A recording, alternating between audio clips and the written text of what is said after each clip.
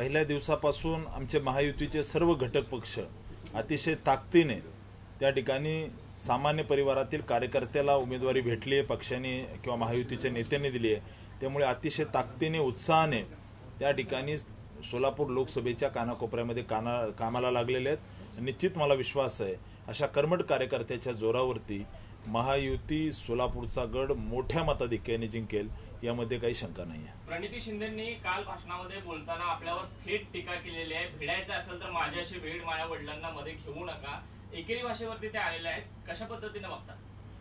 आपण विकासाच्या मुद्द्यावर बोलू। या सोलापुरातील युवकांना हाताला काम भेटलं पाहिजे। या सोलापुरातील युवकांसाठी इथे IT पार्क झालं पाहिजे, सोलापूरमध्ये उद्योग आले पाहिजे, सोलापूरमध्ये टेक्सटाईल पार्क झालं पाहिजे, सोलापूरमध्ये मोठ्या प्रमाणात 40,000 कोटीचे रस्ते सोलापूर जिल्ह्याला जोडणारे हे आमच्या सरकारच्या काळामध्ये दिले। काँग्रेसने काही एक दिलं नाही 70 वर्षामध्ये। सोलापूर शहराचा विकास झाला पाहिजे आणि विकासाच्या मुद्द्यावरच मी बोलेल। ते अतिशय मोठे लोक आहेत, मी सामान्य कार्यकर्ता आहे, त्यामुळे सामान्यांच्या मुलांच्या हाताला काम सोलापूर जिल्ह्यातच भेटलं पाहिजे। सोलापूर लोकसभा मतदारसंघातल्या मुलांना, त्या ठिकाणी युवकांना इथं हाताला काम भेटलं पाहिजे, या विषयात मी बोलणार आहे आणि हेच माझं त्यांना उत्तर आहे। मी विकासाच्या मुद्द्यावरच बोलणार आहे। मी सोलापूर जिल्ह्यातला माळशिरसचा आमदार आहे आणि मला विश्वास आहे की त्या ठिकाणी सोलापूर जिल्ह्यातच माळशिरस येतं आणि तिथला मी आमदार आहे। खऱ्या अर्थानं मी विकासाच्या मुद्द्यावर बोलेल, त्यांनी विकासाच्या मुद्द्यावरती ते मोठे आहेत, भिडायचं म्हणतायत। मी अतिशय विनम्रतेने त्यांना सांगतो की 70 वर्षात त्या ठिकाणी काँग्रेसने काय केलं आणि भाजपाने त्या ठिकाणी मागच्या 10 वर्षात काय केलं, याचा आम्ही हिशोब देतो। सोलापूर जिल्ह्याचा सर्वांगीण विकास, सोलापूर लोकसभेच्या कानाकोपऱ्यामध्ये विकास करायचं काम मागच्या 10 वर्षामध्ये भारतीय जनता पार्टीच्या सरकारने केलेलं आहे। प्रणिती शिंदे सध्या टेम्पल रन करताना पाहायला मिळत आहेत। कुठेतरी हिंदुत्वाच्या मुद्द्यावरती सुद्धा, सॉफ्ट हिंदुत्व जे म्हटलं जातं काँग्रेसचं, त्या मुद्द्यावरती ते आलेल्या दिसून येत आहेत। मठांना भेटी देणं असू द्यात, सुशीलकुमार शिंदे, प्रणिती शिंदे मठांना भेटी देणं असू द्यात किंवा मंदिरांना भेटी देणं असू द्यात, ते आता ते चालू केलेलं आहे। आलेत ते परत सॉफ्ट हिंदुत्वावर आलेत असं वाटतं तुम्हाला? सॉफ्ट हिंदुत्व म्हणणार नाही, हा डिस्गस्टिंग प्रकार आहे। मुळात हिंदूंना दहशतवादी हेच म्हटले होते। हे त्या ठिकाणी गृहमंत्री असताना किंवा एकंदरीतच यांचं जे काही ॲक्टिव्हिटी आहे ते हिंदूंना टार्गेट करण्याचीच ॲक्टिव्हिटी आहे। मी आता विकासाच्याच मुद्द्यावर बोलणार आहे। बात निकली की तो बहुत दूर तक जाएगी, परंतु मला माझ्या सोलापूरच्या युवकांच्या हाताला काम पाहिजे। सोलापूरमध्ये जे काही रस्त्यांचं इन्फ्रास्ट्रक्चर उभं राहिलं, सोलापूरमध्ये येत्या काळामध्ये टेक्सटाईल पार्क झालं पाहिजे, सोलापूरमध्ये IT कंपनीज आल्या पाहिजेत, सोलापूरमध्ये पाण्याचा प्रश्न, हे सगळे प्रश्न त्या ठिकाणी आपण येत्या काळामध्ये सोडवू। सोलापूरमध्ये त्या ठिकाणी काँग्रेसने जे काही केलं याची तुलना त्यांनी आमच्याशी करावी। सोलापूर शहरामध्ये किंवा सोलापूर जिल्ह्यामध्ये एकट्या 4.5 लाख लोकांना त्या ठिकाणी वेगवेगळ्या माध्यमातून थेट मुद्रा लोनच्या माध्यमातून निधी दिलेला आहे, स्वनिधी, जो की आमच्या छोट्या छोट्या हातकामगार असतील, छोट्या छोट्या कामगारांना स्वनिधीमध्ये सोलापूर महाराष्ट्रात नंबर 1 आहे। मोठ्या प्रमाणात आर्थिक मदत केलेली आहे आणि मला विश्वास आहे की या सोलापूर लोकसभामधील लाखो शेतकरी असतील, सामान्य कामगार असतील, हे या मोदी सरकारचे लाभार्थी आहेत आणि थेट मोदी सरकारने मागच्या 10 वर्षामध्ये जे काही विकासाची गंगा सोलापूरमध्ये आणलेली आहे त्याच्यावरती ही निवडणूक आहे। राम सातपुते इथं उमेदवार नसून प्रधानमंत्री नरेंद्रजी मोदी हेच उमेदवार आहेत। त्यामुळे सोलापूरची जनता मोदी सरकारने जे काही काम केलेलं आहे त्याच्यावरती विश्वास ठेवून आमच्या मागे उभं राहील। सुशीलकुमार शिंदे यांनी हिंदू दहशतवाद जो शब्द वापरला त्याचा उल्लेख तुम्ही वारंवार केला आणि त्याच्यामुळेच कदाचित आता सुशीलकुमार शिंदे आणि प्रणिती शिंदे हे दोघेही आता मंदिरांच्या भेटी, मठांच्या भेटी घेताना दिसतं असं वाटतंय? हिंदूंना दहशतवादी म्हणणं, भगवा आतंकवाद म्हणणं ही खरं यांचा चेहरा आहे आणि सोलापूर असेल, मतदारसंघ असेल किंवा महाराष्ट्र देश जाणतो की हिंदूंना दहशतवादी म्हणणारे हेच नेते आता कुठंतरी आमचे भगवा वस्त्र परिधान केलेल्या संत मंडळीचं जाऊन दर्शन घेत आहेत।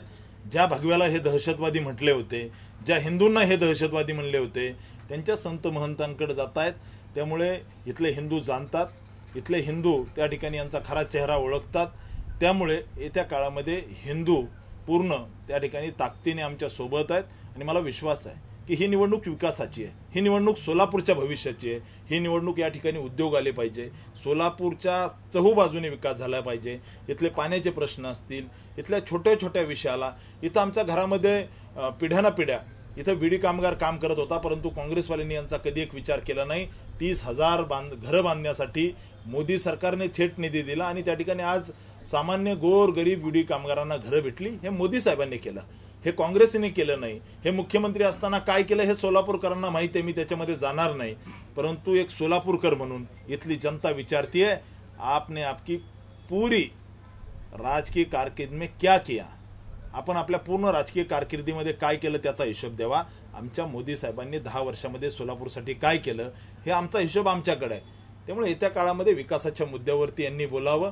त्या ठिकाणी ही निवडणूक देशाची निवडणूक आहे, ही निवडणूक देशाच्या अस्मितेची, अस्तित्वाची आणि त्या ठिकाणी धर्माच्या अस्तित्वाची निवडणूक आहे. त्यामुळे मोदी साहेबांनी केलेल्या विकासावर यांनी बोलावं, एवढंच मी या ठिकाणी सांगतो. ज्यावेळेस प्रचाराला जात आहेत त्यावेळेस सुशीलकुमार शिंदेनी जे काही काम केले ते काम सांगून मतं मागण्याचा प्रयत्न करतायत. मात्र ज्यावेळेस तुम्ही हिशोब मागता त्यावेळेस ते थेट भिडण्याची भाषा करतायत, टीका केल्यानंतर भिडण्याची भाषा करतायत. जे मतं मागताना त्यांच्या नावाचा वापर होतो, मात्र टीका केल्यानंतर ती सहन होत नाही. याच्याकडे कसं होतं? आता फार डिटेल बोलणार नाही. आपल्याला विकासावर विकास कामावरती या निवडणुकीमध्ये बोलायचं आणि प्रामुख्यानं तुम्ही त्या ठिकाणी तुमचं आडनाव शिंदे म्हणून तुम्हाला उमेदवारी भेटली आहे आणि माझं त्या ठिकाणी मी फार बोलणार नाही. त्यांच्या मध्यमधून त्यांना कुठेतरी 51-53 हजार मतं आहे. मागच्या लोकसभेमध्ये 37,000 त्यांच्या मतदारसंघामध्ये भाजपला लीड आहे. त्याच्या अगोदर ते ज्यांचा वारसा चालवतात, राजकीय वारसाने त्यांना जे अनुकंपाने जे काही तिकीट भेटलंय वारसा हक्काने, त्या ठिकाणी त्यांच्या मतदारसंघामध्ये मागच्या 2014ला त्यांच्या पिताश्रीच्या विरोधात भारतीय जनता पार्टीला 48,000चं लीड त्या मतदारसंघात भेटलेलं आहे. त्यामुळे तिथल्या मध्यमधली जनता कंटाळलेली आहे, कुठंतरी वेगवेगळ्या पद्धतीने पुढे मागे आणण्याचा प्रयत्न करतायत. परंतु ही निवडणूक विकासाची आहे, सोलापूरच्या भविष्याची. सोलापूरमध्ये विकास झाला पाहिजे. मला विश्वास आहे की 2024च्या निवडणुकीनंतर मला विश्वास आहे की सोलापूरमधला IT इंजिनियर, सोलापूरमध्ये असणारे उद्योजक, सोलापूरमध्ये असणाऱ्या महिला, सोलापूरमधील युवक, सगळ्यांना, सोलापूरमधील युवकांना त्या ठिकाणी पुणे मुंबईला जायची वेळ आली नाही पाहिजे. याच्यासाठी मी एक इंजिनियर आहे, उच्च शिक्षित आहे, सामान्य परिवारातून आलेलो कार्यकर्ता आहे आणि लोकांबद्दल संवेदना मनामध्ये. त्यामुळे मला विश्वास आहे की सोलापूरमध्ये येत्या काळामध्ये विकास मोठ्या प्रमाणात होईल. इन्फ्रास्ट्रक्चरल डेव्हलपमेंट झालेली आहे, त्या ठिकाणी सोलापूरचे रस्ते चांगले झाले आहेत. येत्या काळामध्ये इंडस्ट्रियल डेव्हलपमेंट, MIDCचं एक्सपान्शन आणि इथल्या युवकांना इथं काम भेटलं पाहिजे, या मुद्द्यावरती आम्ही काम करणार आहोत. दादा, तुम्ही विकासाची भाषा बोलताय, थेट भिडण्याची समोरून भाषा केली जाते. खरं तर कालचं जे वक्तव्य होतं त्यामध्ये जे तुमच्या वडिलांवर बोलू शकत नाही कारण ती माझी संस्कृती नाही, अशा प्रकारचं वक्तव्य केलं तर थेट तुमची संस्कृती काढण्यात आली, याकडे कशा?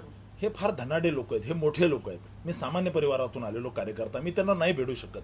मी सामान्य परिवारातून आलेला कार्यकर्ता आहे. आम्हाला भेटायचं नाही, आम्हाला सोलापूरचा विकास करायचा, हेच मी यांना सांगतो. धन्यवाद.